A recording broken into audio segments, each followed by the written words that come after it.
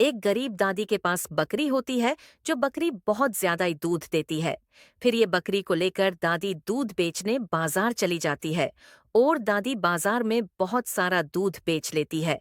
सारा दूध बेचने के बाद दादी के पास बहुत सारे पैसे आ जाते हैं। फिर दादी ट्रक खरीद कर ट्रक से दूध सप्लाई करती है। लेकिन एक दिन ट्रक में भयानक आग लग जाती है और दादी वहीं पर मर जाती है। ये देखकर बकरी रोने लगती है